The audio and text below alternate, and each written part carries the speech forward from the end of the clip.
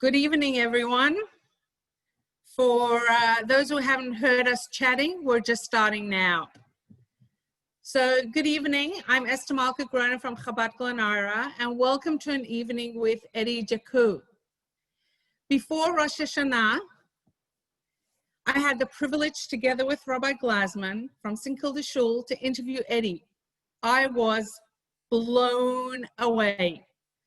So, due to the late hour and COVID restrictions, tonight you will enjoy the recording of that interview, followed with a chat with Andre and Michelle. Eddie Jaku, OAM, was born as Abraham Jakubowicz in Germany in 1920. He was proud of his country, but all of that changed in November 1938, when he was beaten, arrested, and taken to a concentration camp. Over the next 7 years, Eddie faced unimaginable horrors every day. First in Buchenwald, then in Auschwitz, then on a Nazi death march. He lost his family, friends, his country. Because he survived, Eddie made a vow to smile every day. Eddie has been married to his wife Flora for 74 years. They have 2 sons, grandchildren, and great-grandchildren. He pays tribute to those who were lost by telling his story, sharing his wisdom, and living his best possible life. He now believes he's the happiest man on earth. That's the name of his book. His book was published as Eddie turned 100. This powerful, heartbreaking, and hopeful memoir of his happiness, of how happiness can be found even in the darkest of times. As we stand before Yom Kippur and remember our loved ones who we have lost, we also remember those who have perished in the Holocaust. We keep their memory alive by keeping our faith and passing on the Jewish traditions to the next generation, thus being victorious over the Nazis who have tried to destroy us. Am Yisrael Chai. We will now view the interview with Eddie.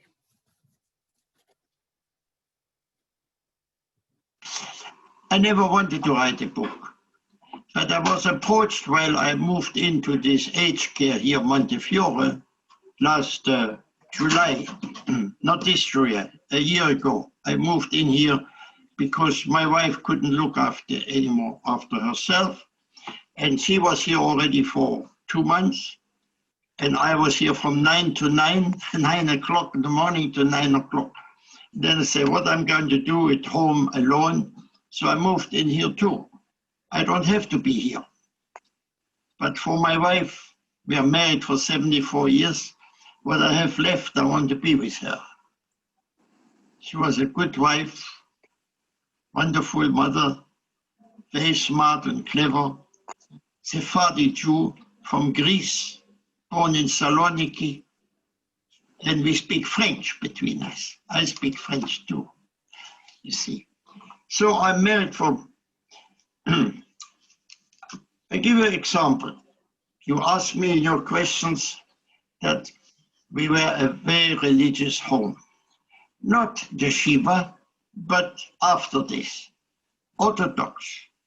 We called the Broder Schule in Leipzig.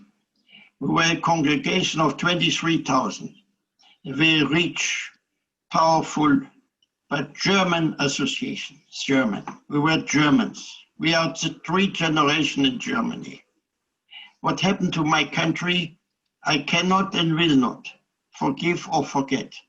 But I'm ashamed that Jews today live in Germany, because this was the most terrible time any country has performed in the history of mankind. What I have seen, because I'm a precision engineer, I make surgical instruments. In Australia, I made endoscopy. You go to a doctor, he puts a pipe in, it may be that I made that pipe. This is my profession. I'm a tool maker. And I survived because they needed me. I was wirtschaftlich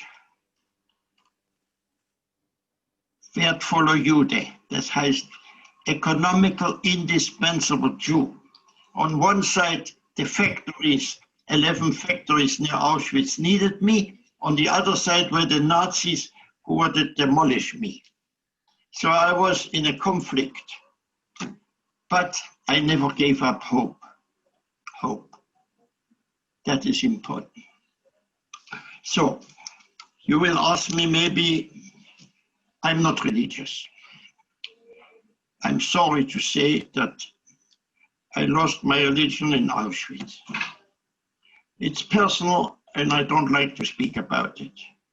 I believe in a big power, but it's the power I can see, Rabbi. The flood can kill me, the lightning can kill me, the sky can kill me. I see this, I respect that. I cannot go Yom Kippur in the synagogue and say, I have schwindled, was a ganef. I can't. I'd be punished for what I'm doing, and I will punish myself. For one lie here, you see when I went on my honeymoon, I came back, I was foreman in a factory in Belgium, and I lied.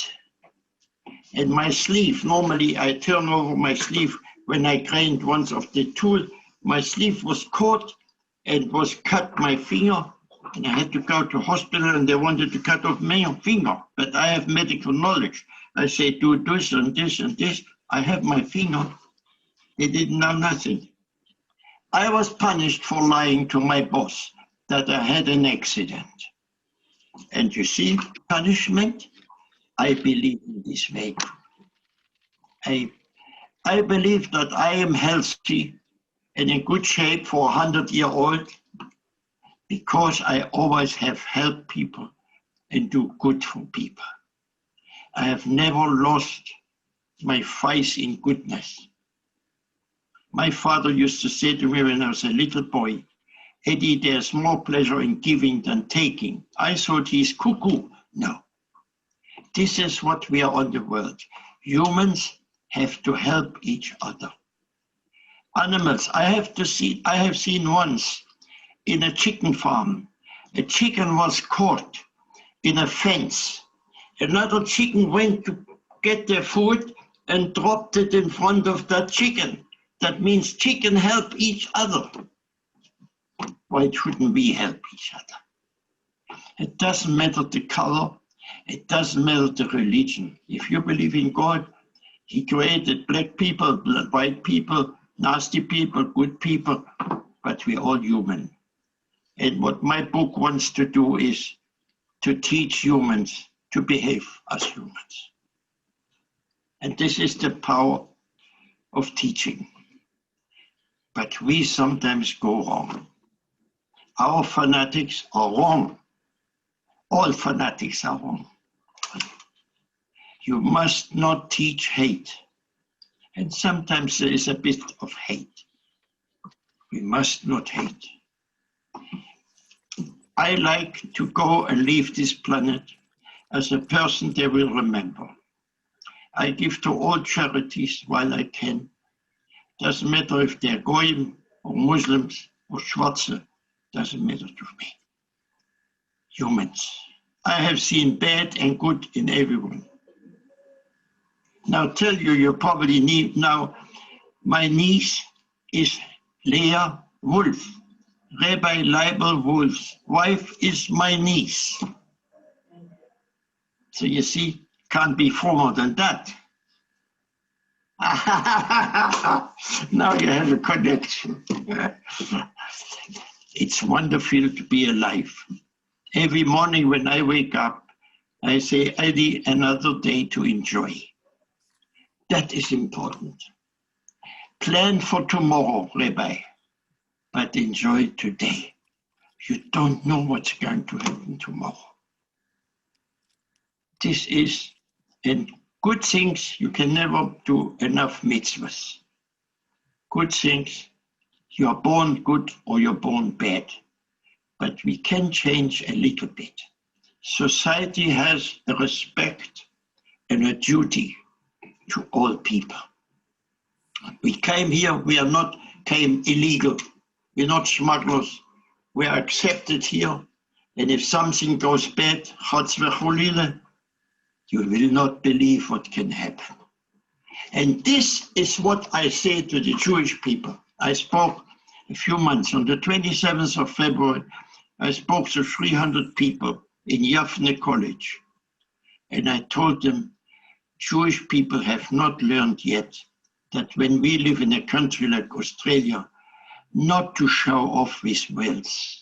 If we are smarter and more hardworking, don't show that you're driving a Rolls Royce and you're living in a beautiful house, in a villa, in a mansion in Turek. That's what they see. They don't see what you're doing. They see what you're showing. And we have not lost this envy. Envy means search for showing people off. Your quality of life is inside your house. What you can offer me or what I can offer you, that is luxury. Not what you show from the outside. You might be a miserable person inside, but you show outside. We have not lost this. And I can understand some Polish people when they came to Germany, they made a bit of money. They want Buicks, cars, American cars. Why? I have a little car. My car is a tool to take me from A to B. And the man who has a Daimler Benz, it doesn't matter, he goes the same way than me. We come to the same place, safe. Yeah.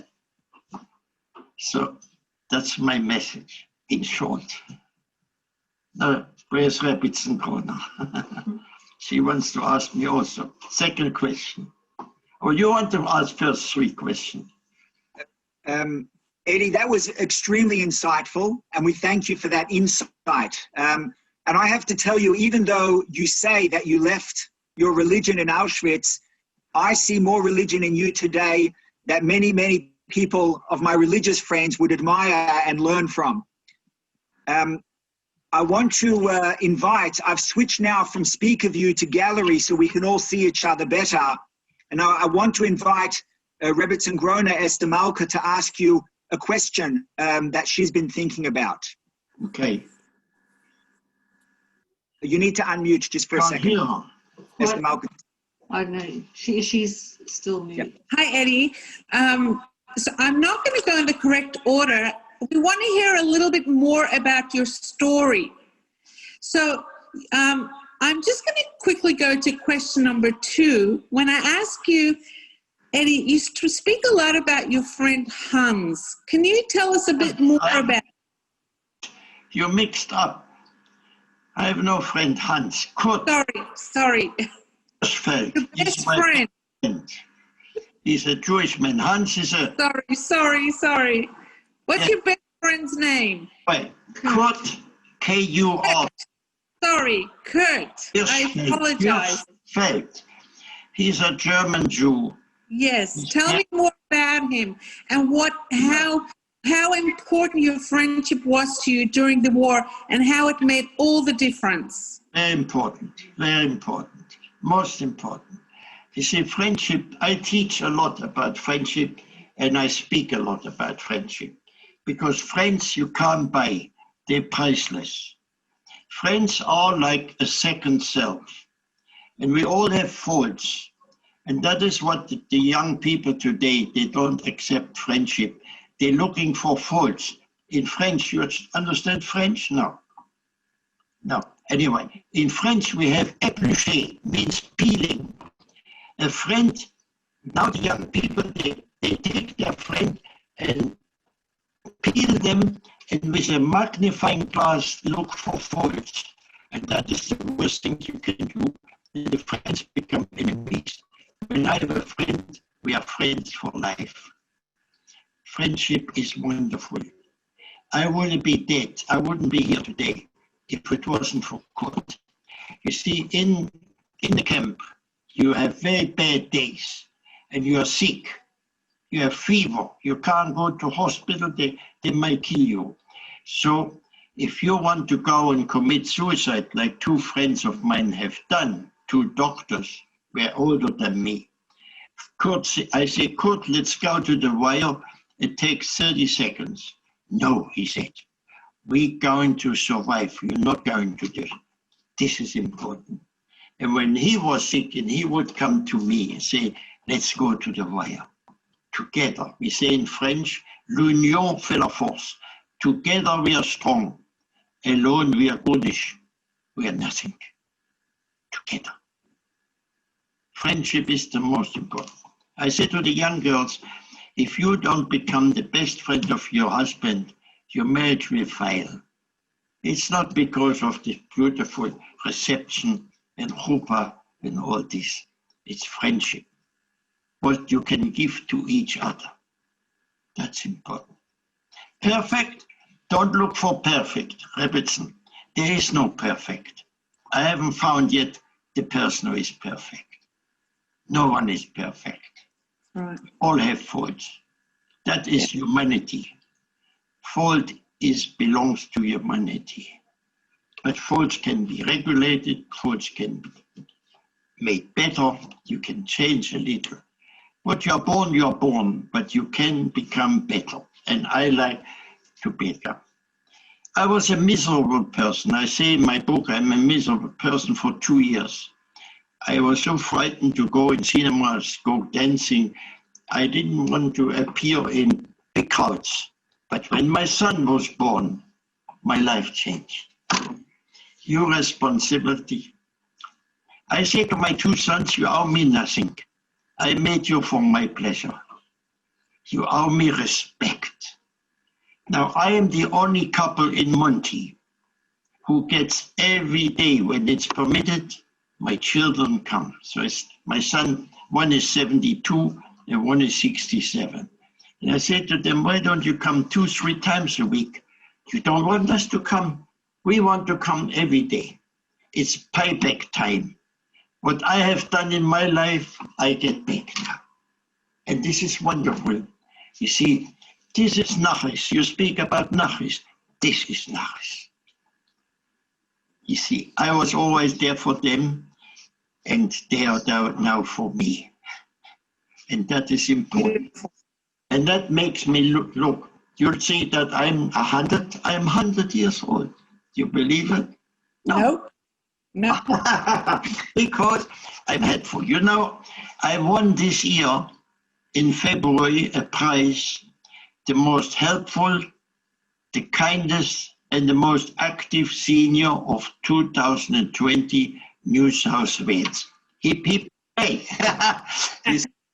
Amazing. There's no money involved. It's just show to other people, 1,200 people, and we were 4 at the end, 4. Wow. Important. I have an OIM because some of the people heard me speaking in the museum. I teach kindness, happiness. I teach 3 things with H, and that is health, happiness, and hope. Never give up hope. You give up hope, you're gone. That's the end of life. Eddie, that's If my family was religious, my family was very religious. We had a room downstairs. In Germany are very, very big houses. And we had a full room of Pesach dishes, everything. The stove, a big stove. You have no idea how big the houses in Germany are. The stoves are so big that we call somebody in to make it Pesach. Take the chametz away, and kosher, put coke all over the door. We were very religious. I did have to have my kippah. I have my kippah always in my pocket, not this pocket, but I have. Because when I go to Leibel Wolf, I say to him, do you want me to put my kippah? So he said, you do in my house like you were in your house.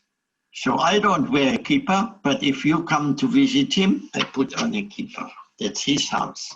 And I behave how he would like me to behave. He doesn't say that to me, which I appreciate that very much. You see, We have to be flexible. We have to accommodate from a people or not from a people, you see. Frumkeit is a personal thing. You can be a bastard to be frum, and you can be a very nice person. Everywhere. I don't judge people by mass. I don't say this country is bad or this country is bad. We have bad in everyone, especially when you were in Auschwitz. You see, I thought I'm in Germany. I give you a revisional story. In 1938, when I came home from an orphanage where I lived for 5.5 years, I wanted to surprise my parents because it would have been on the 10th of November, they would have been married 20 years. I was 18.5. And I didn't say to my parents on the phone, I'm coming home. I came home and nobody was there. And I was a proud German. I thought I was living in the most civilized, most cultured, and certainly the most educated country in Europe. And all my life, I ask why. And nothing has changed, nothing. No, but it is an honor. I was with 11,000 Jewish men, Germans, in Buchenwald from the November the 10th to May the 2nd. And we get our bread and our soup together at 11 o'clock. Hot soup, and we get it outside. So I put it here, and I ran to the toilet because I felt sick. When I came back, my bread was gone. No, not in Buchenwald, in Auschwitz. 5 people were with me. One of the 5 have stolen my bread. And I said in Yiddish and in other languages I speak, whoever took my bread will not survive. Because I would not allow taking somebody your bread. If I see some taking somebody your bread, I would break his wrist. But this is survival. So we are not the same. I wanted to say in Buchenwald, the German Jews did not take my food. They didn't touch it. This is horrible. So you are isolated in the camp. You can't speak to one or you don't know who is a Musa. The German come to you and say, we save your family, but you tell us who tried to escape, who tried to sabotage, who doesn't like us, who wants to do something. So you can't speak to no one. And this is why it's so important in Auschwitz to have a best friend, Kurt. We've never been in the same block, never.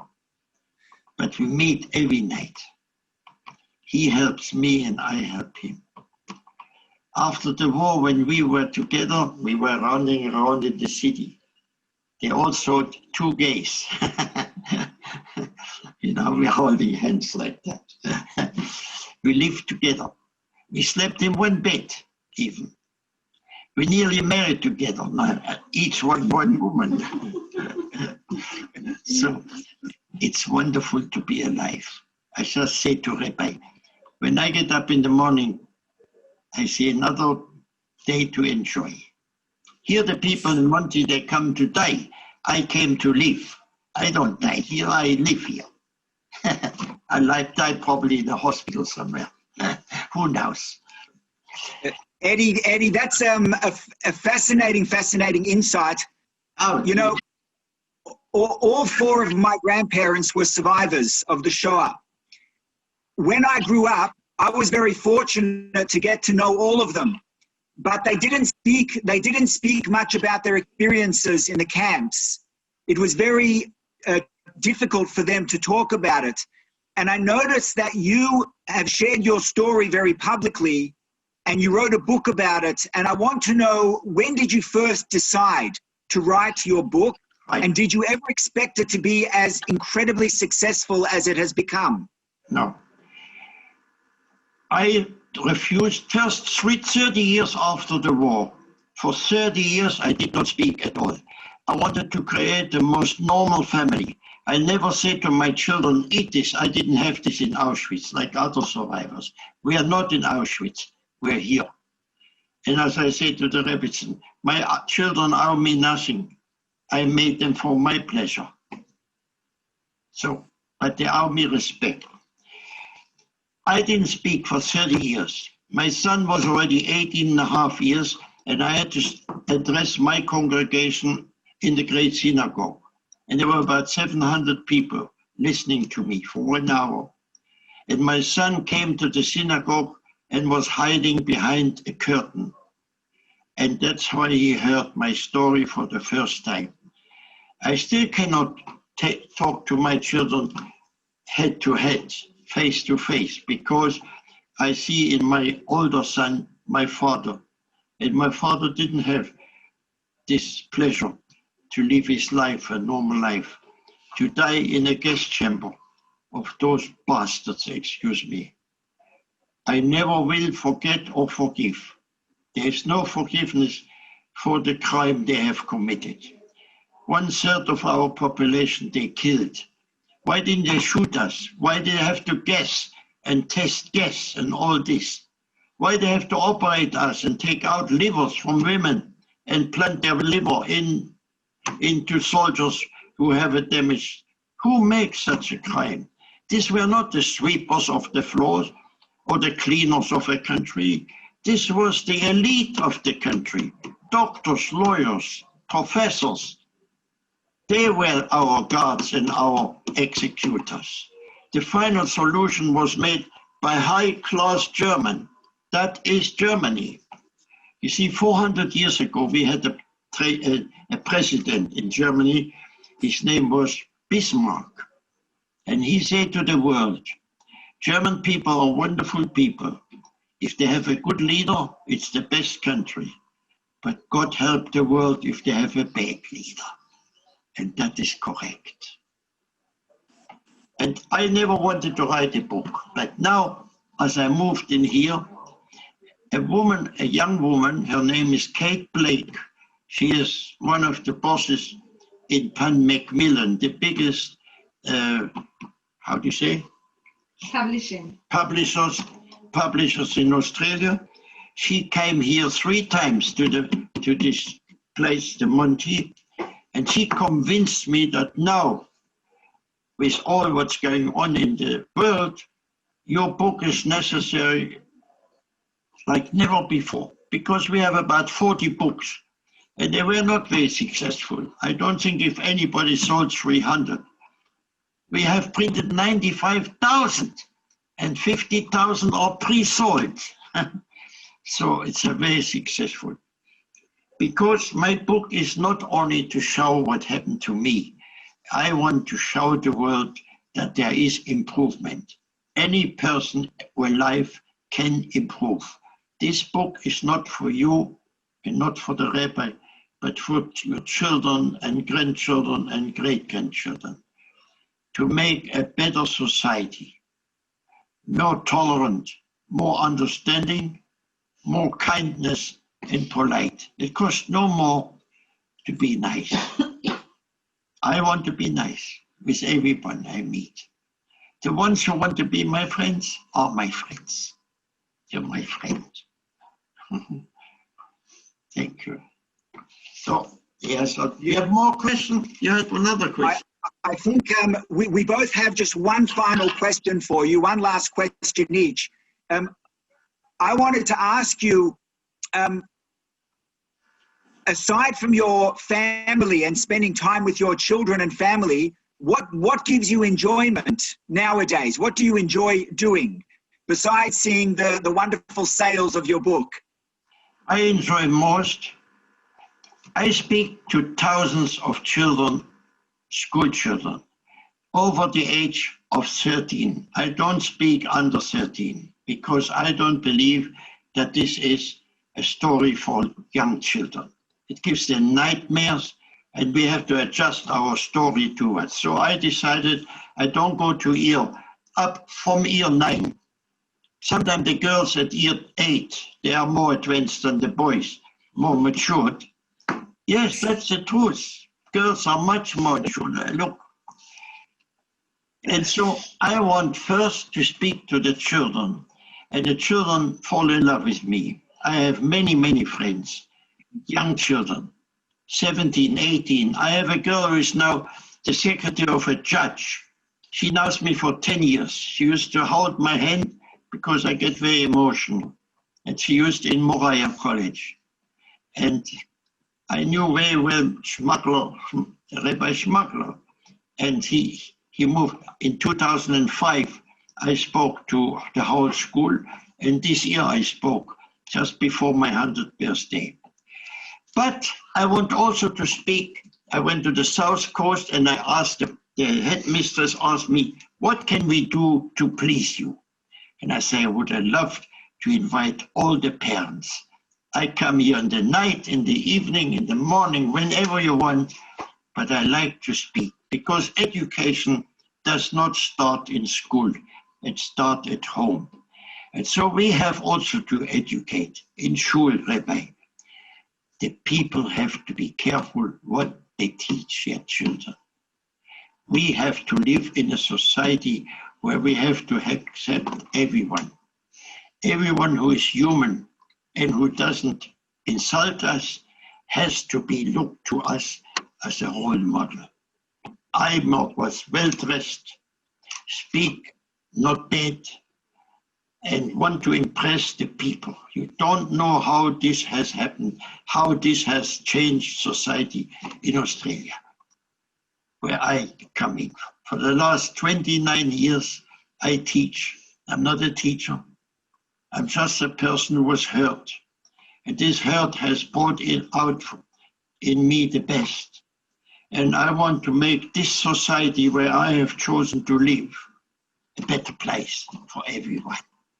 And this book goes now, and I'm very, very happy and, how do you say, I am very satisfied. I never thought it will have a success. Bestseller, who can become bestseller? But it's true. So you see, because the story is not complicated, the story is easy to read, the story is right and true. I was first German and second German and third Jewish. So much assimilated we were. I lost 2 uncles and a grandfather fighting for Germany. Why? No other community will ever be so assimilated. I never been to a Jewish school. I had a Hebrew teacher at home. I went to the same school my grandfather went, Leibniz Gymnasium. In 1933, because I'm Jewish, I'm being thrown out. I can't go to that school anymore. Why? And then in my book, I tell you how difficult. How can you explain a 13.5-year-old living in an orphanage, going to work every day, is in school every night, including Saturday and Sunday, has a false name, is Walter Schleif, not Eddie Jakubowicz. That was very hard. If you ask me what was the hardest time of my life, not Auschwitz. My upbringing, to be knowing that my parents are 860 kilometers. A lovely mom, I didn't find out till later that every time she spoke for me for 10 minutes, she cried like a baby. This is important. This hurt me the most. It hurt me the most that I have lost the ability of being a normal child, to be with my parents when I needed them the most. I had to grow up quickly, make all sorts of things that I fall asleep. I had no sleeping pills, so I studied. My best subjects are mathematics, science, and physics. So when the others went to bed, I covered with a sheet my head, switched on a lamp which I made in Siemens, and studied mathematics till I fell asleep, so tired that I wouldn't call no one, because if I called my mom's name, they will know that I'm not an orphan. So I was so frightened that I had to be tired every night so that I don't call no one in my sleep. And this was the hardest time of my life. And this has made me prepared to suffer Auschwitz.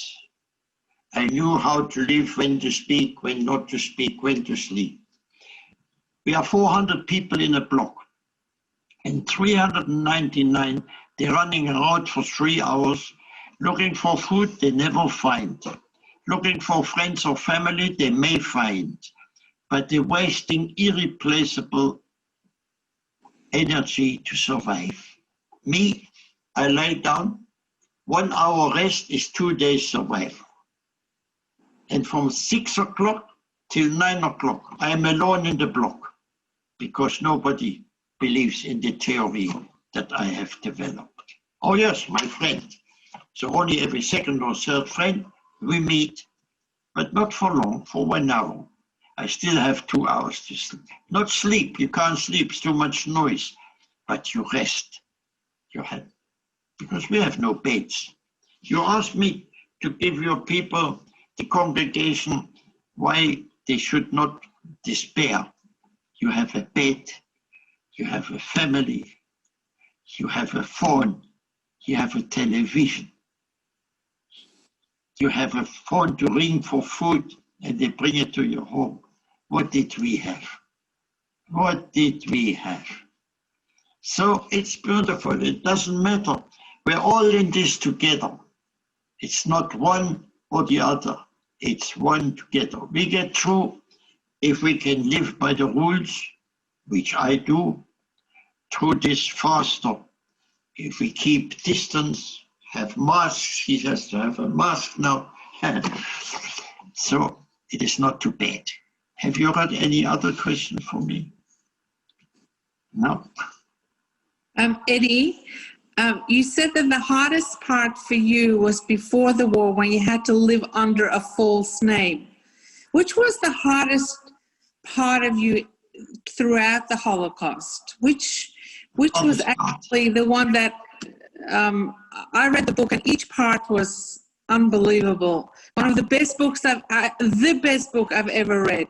So which part would you say was for you? Which story can you relate to us? See, about? Yeah. when I came home from boarding school, from orphanage, on the 9th of November 1938, on a Friday afternoon, nobody was home, a big house. But when I opened the door, I say in my book, my dog was there. But I didn't know what's going on because I had no time in Tuttlingen, where I lived for 5.5 years, to read papers or listen to news. I didn't have time. I worked in the daytime as an apprentice and in the night is school. So I was always tired and sleeping.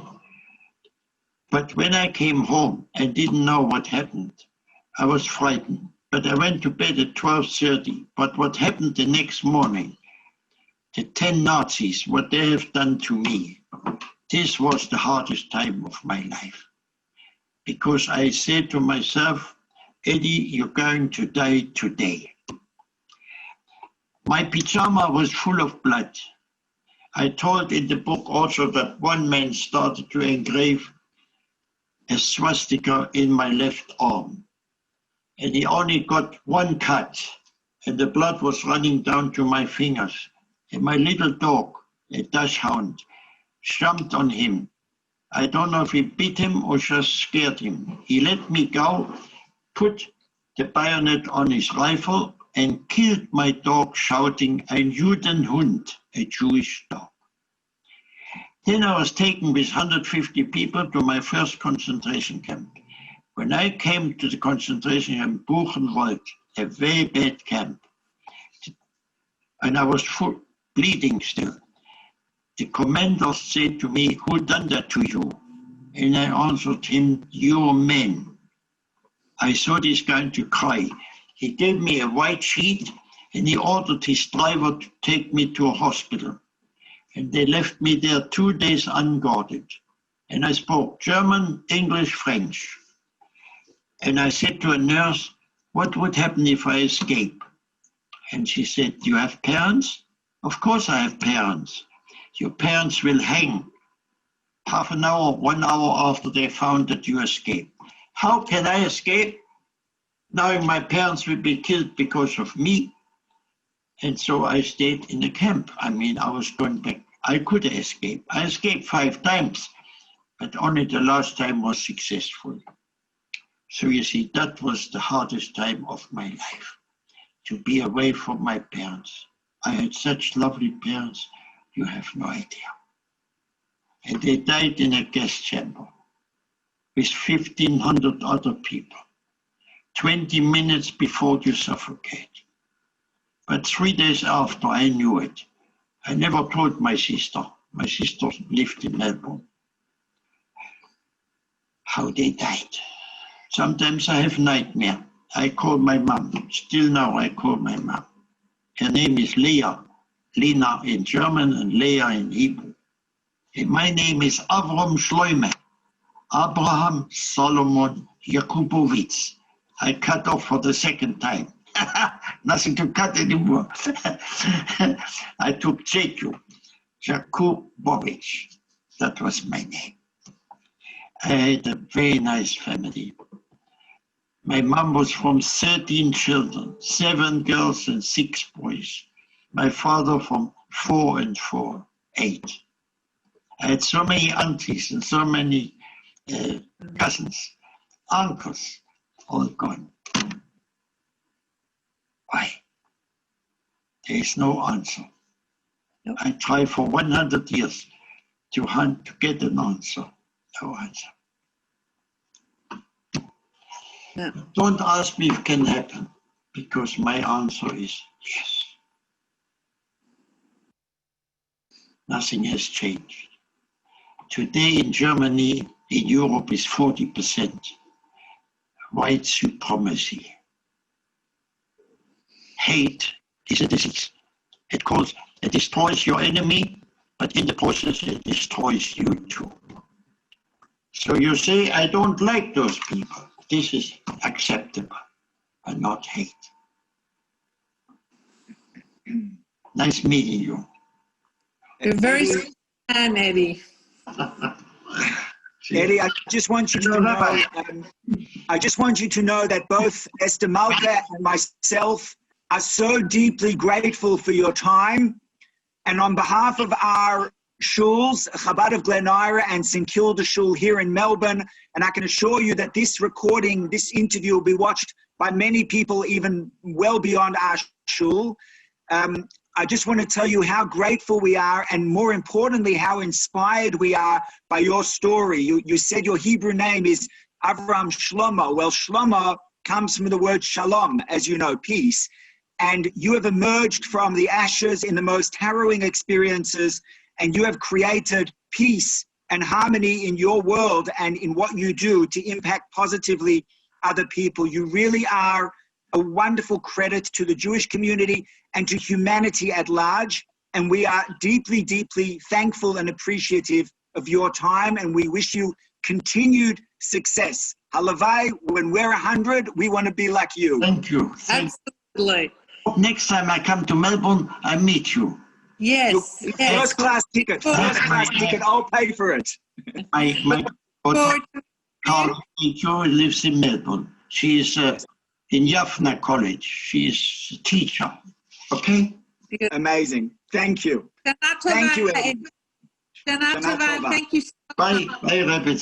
Thank you. All the best. Thank you. Bye. Thank you. Bye. Bye. Bye-bye. Thank you.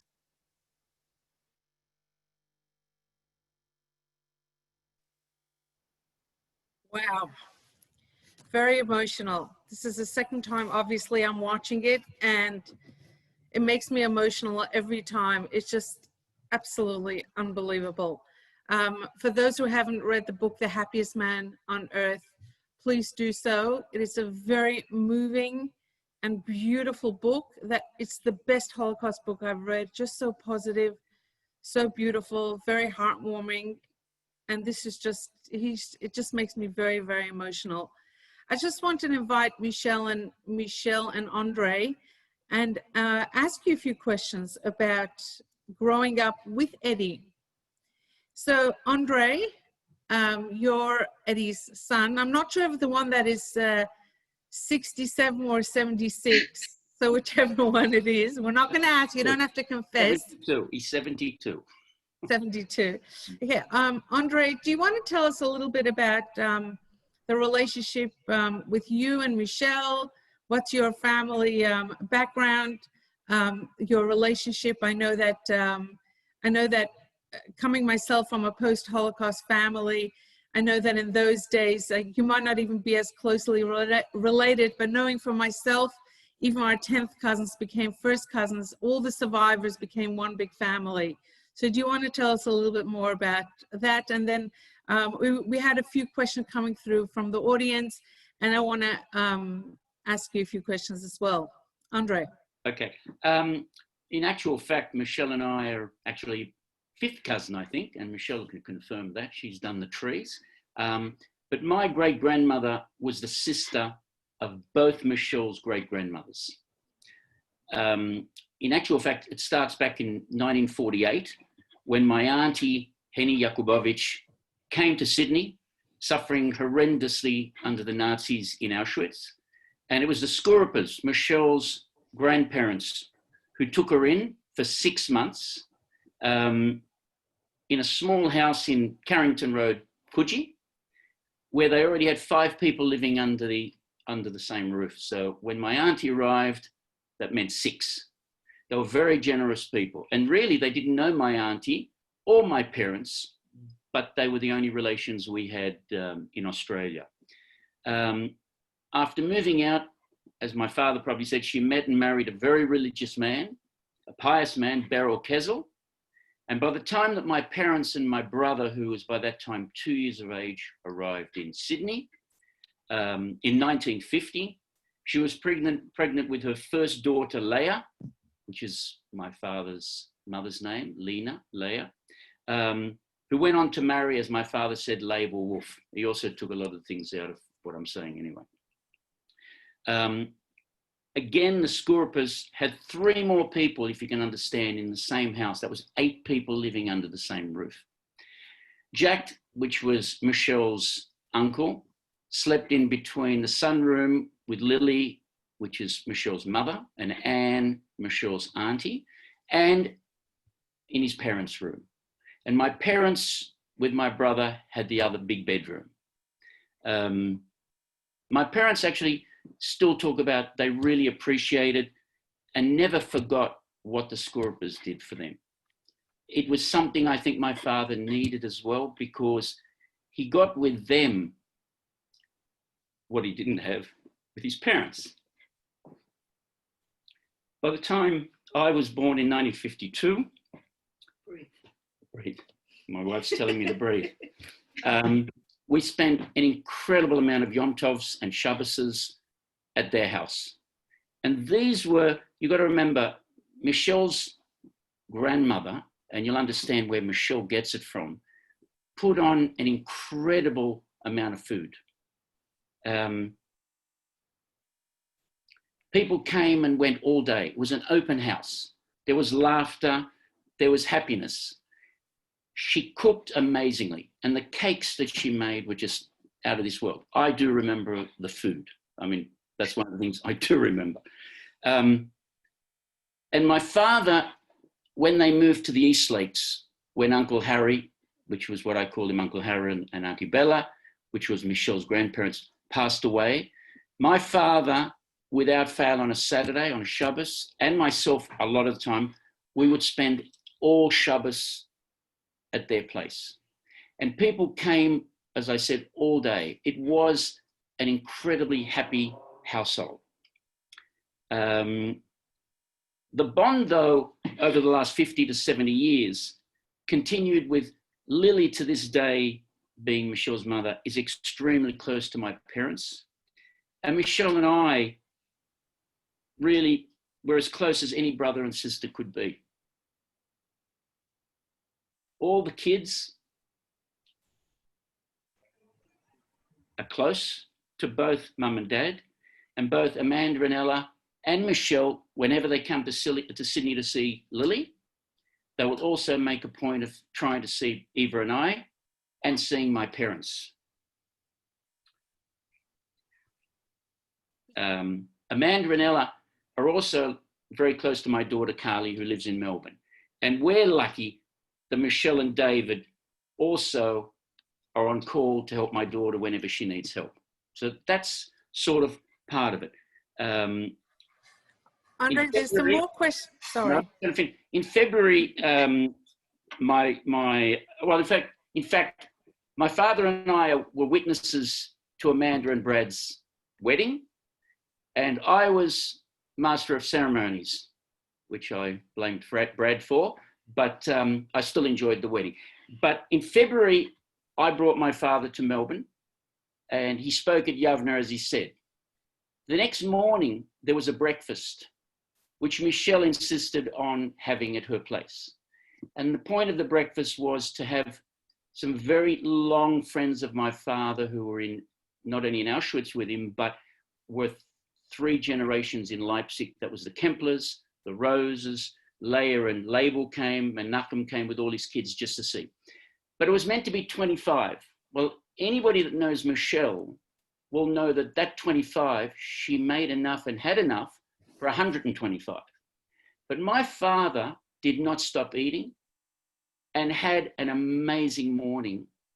For a person of 100, he really does eat a lot of food and he enjoys. And having seen my father, he is what he is. He's a happy person. Anyway, that's it. Thank you, Andre. Michelle, thank you. We've got a few questions coming through from the audience about Eddie, but just a few quick questions. Michelle, do you want to share something with us? What are your memories growing up with Eddie?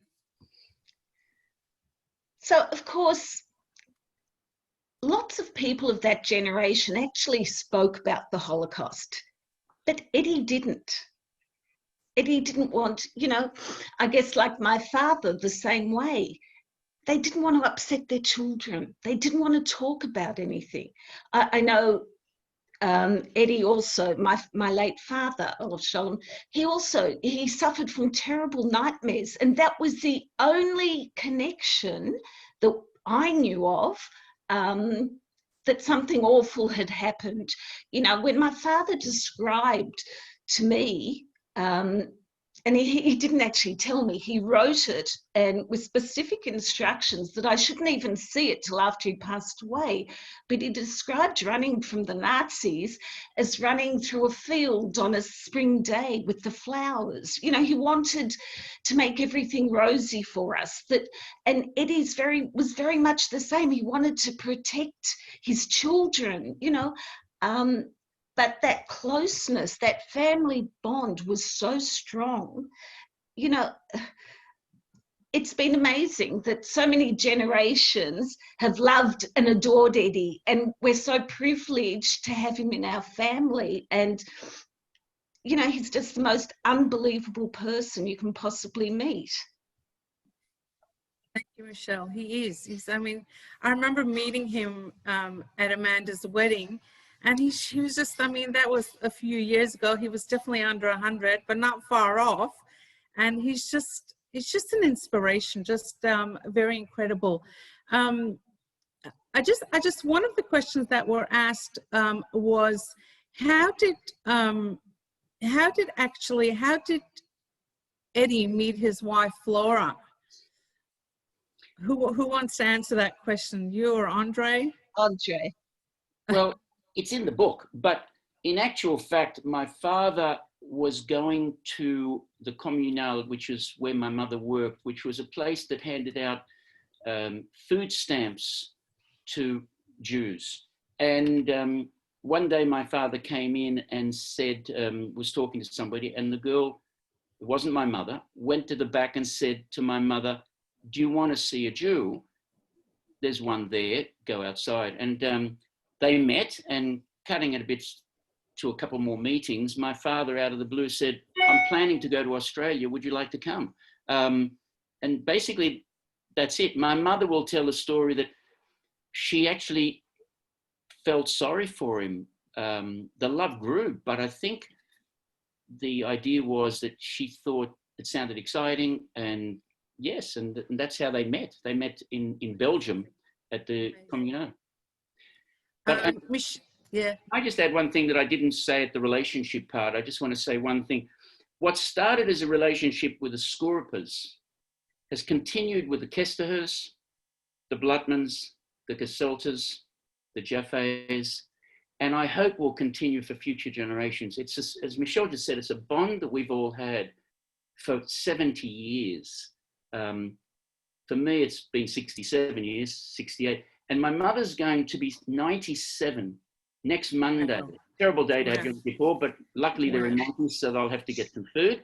But she's going to be 97, and not too far long, they will have been married 75 years. So, you know. Amazing. Unbelievable. I just want to ask two more questions. One question is to you, Michelle, as well as to Andre. It might be a little bit of a personal question, a bit of a sensitive question, but being that my grandparents were survivors, I can probably relate and say, do you think you were affected, your generation and perhaps future generations were affected by the Holocaust, by you being children of survivors? Look, I had an incredibly protective father, and I think I became what today in modern days is called a helicopter parent. And I'm sure my kids and my son-in-laws and my husband and everyone will attest to that. Yep, that's Michelle. My father, I was in my 30s and he'd be ringing me and saying, "You dressed warmly, I heard the weather forecast," because there was such fear that we shouldn't suffer in any way at all. Wow. Yeah. I hear you, and I think a lot of people will agree with you that they grew up the same way. Eddie, did you grow up the same way with a very protective parents? Look, I actually didn't think I had so many Mishugars until my daughter mentioned how many of them I actually had. You know, and my daughter tells me that I should be taking anxiety tablets. I'm like Michelle, I panic for the wrong reasons, but my daughter's 36, and if we're away or we're out, I have to be able to visually see her. It's actually quite embarrassing for her sometimes that if we're in Thailand or somewhere and she says, "I'm just going into that shop," I go with her or I stand very close. I don't know, it is a fault. I've got OCD. I check the PowerPoints, I check things before I leave. A little story was when Carly was 14, she'd convinced me that she should take the bus to school. And I have to admit, it was a school bus. It was a public bus, but it was a school bus. And I actually followed the bus to school behind. Unfortunately, my daughter saw me through the window and said to me, "If you're going to follow the bus every day, you may as well keep on taking me to school," which I did. That's, you know, that's the way we were, whether it's a, you know. Yeah, it's interesting because I think every survivor responded in a different way. I know one of my grandfathers lost a family and his wife and 6 children, and he was the warmest, most beautiful man, but he could never physically hug us. He was too scared to get too connected. So I think a lot of people can relate to all these things that the survivors went through. I've got one last question. How did his sister survive? She was in Auschwitz.